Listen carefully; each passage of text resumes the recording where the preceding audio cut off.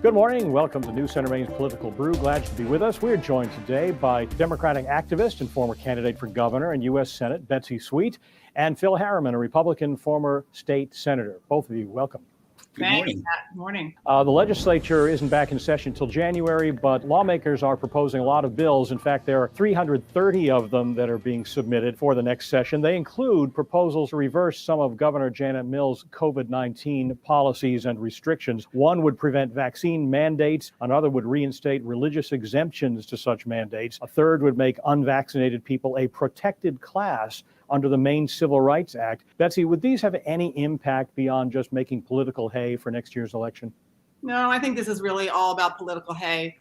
We see now that the federal government is actually taking a lot more steps to require vaccinations and mandates and stuff. So I think we have to follow the science. I think Mills has done a really good job of that, has kept Maine in a pretty safe place for a long time. And I think that this is really just about, whipping up the base and the folks that have been mad about it all along. Phil, these bills may not even make it onto the floor, but what's the message they're trying to send? Yeah, well, there's two things, Pat. And one is that of the 330 bills that are being proposed, Maine's Constitution says that when the legislature meets in the second year of their session, these are supposed to be bills that are an emergency. So we got 330 emergencies coming at us, supposedly. But more specifically to your point, Pat, this gives legislators who are running for re-election the opportunity to say, hey, I supported your individual rights. Or they could, on the other side, the politician can say, I protected you from these, outrageous, out of reach proposals. So I would say it's more about electioneering than policy. The spending on question one, the big referendum question that aims to stop the hydro-powered transmission corridor, spending has now surpassed $60 million. Now, no surprise, in the last 3 months, the most money was donated or contributed by Central Maine Power itself, more than $8.5 million in the last 3 months. Hydro-Quebec, which will sell the hydropower, chipped in another $5 million or so, and that's no surprise. But Phil, why are energy companies from other states so eager to have people vote yes and kill this transmission corridor? I don't think it has much to do with their concerns about Maine's environment.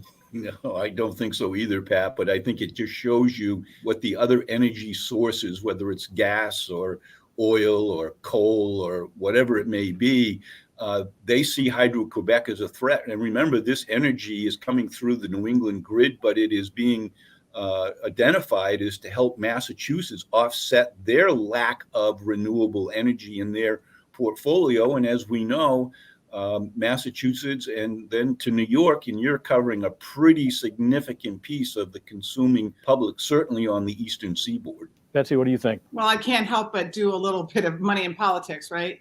I mean, it's 71 million now. And I just say that the no side is outspending the yes side about 60 million to about 15 million. So there are people contributing on both sides, but the numbers are just outrageous. And when you think about, probably 300,000 people are going to vote in this election, and we're talking about spending $70 million in a pandemic when CMP could be really helping us out in terms of what we need in terms of this pandemic. So I just had to say that. But, I think all our energy mix is still in so much trouble, and it relates to the infrastructure bill nationally. We've got to move to really clean, green energy. And the scientists disagree about whether hydropower is part of that mix or not. But there are things that are definitely part of that mix. And that's where this money should be being invested, not on TV ads and making this thing happen that, so many Mainers don't want. Betsy, you had something interesting to talk about this week, and we say this in context of the fact that, yes, you did run in the Democratic primary for the U.S. Senate last year, but this week you publicly called on Senator Susan Collins to resign, saying that she lied to us about Brett Kavanaugh when she voted to put him on the Supreme Court. You lied to us. You have betrayed that trust and your own integrity. It is time for you to go. Resign now. What is your reasoning? Pat, I think, first of all, the most important thing is how fundamental this is to rights, to women's rights, to equality. This is the most fundamental thing. And without the right for autonomy over our own bodies, there is no equality, there's no justice. And so thousands of Maine women and men and families and 320 Maine attorneys said to Susan Collins, "This is what's going to happen if you seat Kavanaugh." And she said, "No, no, no. I've talked to him. He's assured us. He has assured me, and I am assuring you that he would never vote to overturn precedent. He would never allow anything to get in the way of the history that we have on women's reproductive freedom." And so that didn't happen. And it's very clear that, the Mississippi case coming up, we think is going to seal the deal. And so I think she's lost her own integrity. She's lost the trust of thousands of people who voted for her, Democrats and Republicans and the unenrolled and based on the fact that she said that this was not going to ever happen. And I think that when you have that's something that's so fundamental, that I think she's lost the trust and she's lost her own integrity. I think it's time for her to step aside. Phil, what's your response? Well, I think Betsy, I appreciate and respect her passion and her beliefs, but let's not pass judgment until the Supreme Court has actually ruled. There's the Mississippi case that you've just mentioned, but there's likely to be the Texas case as well. Let's let these work their way through the system. And I don't think we need to hold Susan Collins accountable for someone else's decisions when she met with him, as she has with all other Supreme Court justice nominees, to vet these very important questions of our day. Let's everybody kind of take a breath and let's see how these decisions actually are made. And I think, Phil, it's really important.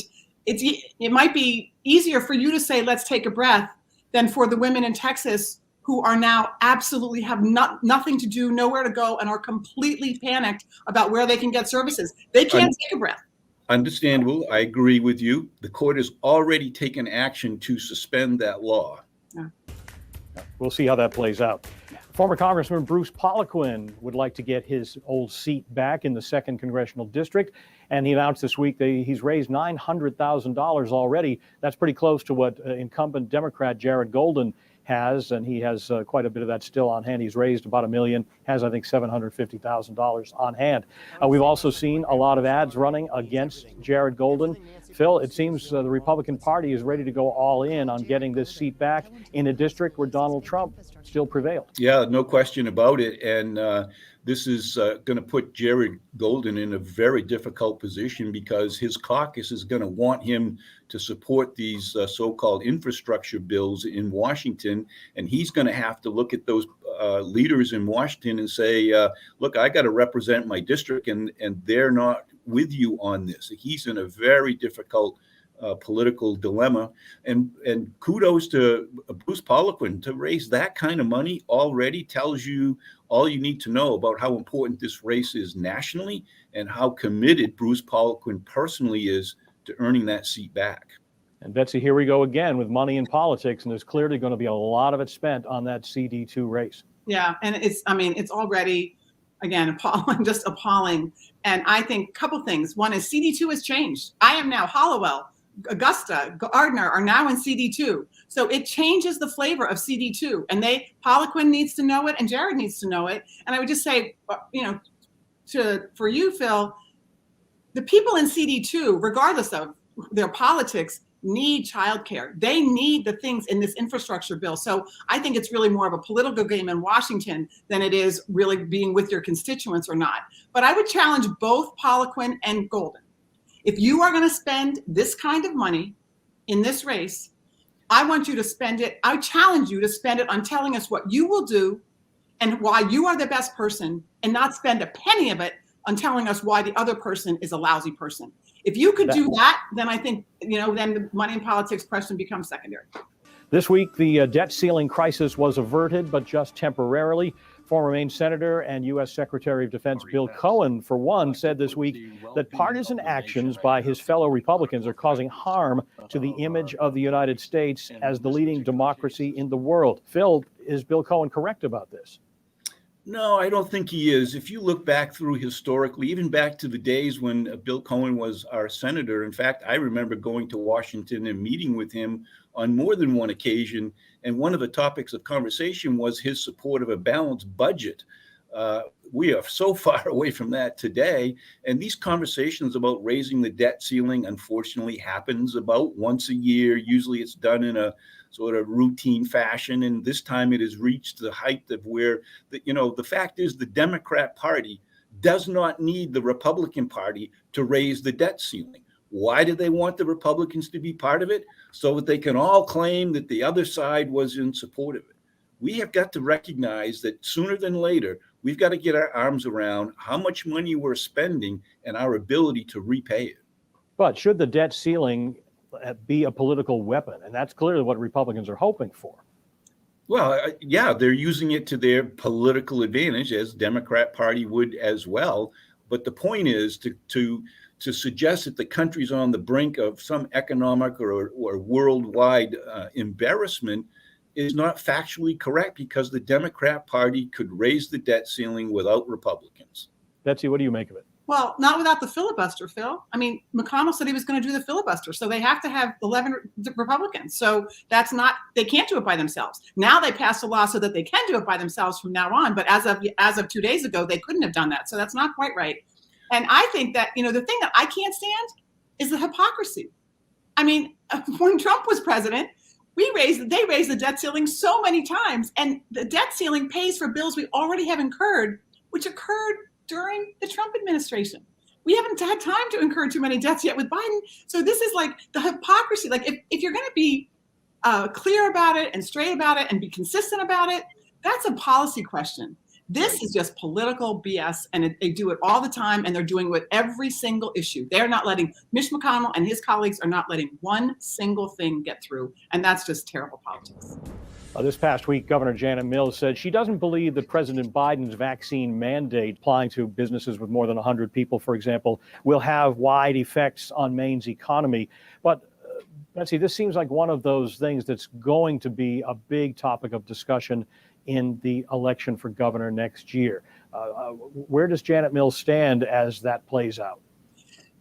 The thing I don't understand is why we don't have vaccination or a negative test or proof of, like Europe is doing that everywhere to make sure that those rapid tests are widely available. So I think that sort of would take the steam out of this sort of government is in my, the government's telling me what to do. So I'm surprised that the federal government and the state government hasn't focused more on that. But again, I think that this idea that science, imagine if we had done this during polio, and it said, oh, no, we're not going to do this. We'd still all be living with, the threat of polio or tuberculosis. And so how this has become, science has become such an incredible political football is really sad. But it is true, it has. And I think, it's a very small but very vocal group of people, I think, who feel that strongly about it. And, everyone's going to have to contend with that. And Phil, it seems likely that Paul LePage will be pointing at vaccine mandates as some of the things that he thinks were done wrong. Yeah, for sure. But I think to your question, and I agree with Governor Mills in that there are so many employers in Maine who have less than 100 employees that the economic effect is not going to be that significant. But what I do think is going to be significant is that the president, through regulation, not through legislation, is forcing an executive branch department to basically impose this public policy on a select group of people, those who work for an employer of 100 or more. And I think you're going to see that going into the court based on constitutionality reasons. The Republican Party has hired a full-time election integrity director for Maine. In a statement, the party says making it easier to vote and harder to cheat requires boots on the ground. Sharon Bemis, formerly finance director for the Maine Republican Party, will be focusing on voter education and training volunteers, including as poll watchers. Now, that's something that may be benign, but can also be seen by some as a way to intimidate voters. So overall, Phil, do you think it's a good idea to create a position like this and maybe cast some doubt on Maine's electoral process? Yeah, I don't see our electoral process in Maine, fraught with dishonesty, but it does show you that for whatever reason, the Republican Party feels that we should have a voter integrity process. Democrat Party says there's nothing going on. Why can't we as Americans and Mainers decide that, yeah, we're going to agree that we're going to do whatever it takes to make sure that people are properly registered to vote and those who actually vote are who they say they are? I don't see why that is such a controversial discussion, but is, and thus the reason why the Republicans have hired someone to say, we're going to make sure everybody who goes to vote, that we are well aware of the process and how to identify potential voters who shouldn't be voting. Betsy, that sounds like the Secretary of State's job and elections officials in communities, right? Exactly. And that's what we're already doing. There is no widespread fraud in Maine. You'd be hard pressed to find any fraud in Maine. And so, or across the country. This is part of a national effort, starting with Trump, trying to disavow the election results of last November, and by saying that there's cheating. And the thing that it's done that's sort of cynical and sinister in a way is it starts to make people believe, not trust our democratic process and not believe that our voting is safe and the sacred thing that democracy depends on. It's more, I think, much more aimed at sort of making that ground uncertain than on any actual thing. But the other part of me says, you want to spend your money that way? Go ahead, knock yourself out. It's not going to cost anything. And let the record show that Democrats have poll watchers too. It's not just one side. But they're volunteers. They're not hiring anybody. So. All right, let's wrap up with winners and losers in politics this week. Phil, we'll start with you.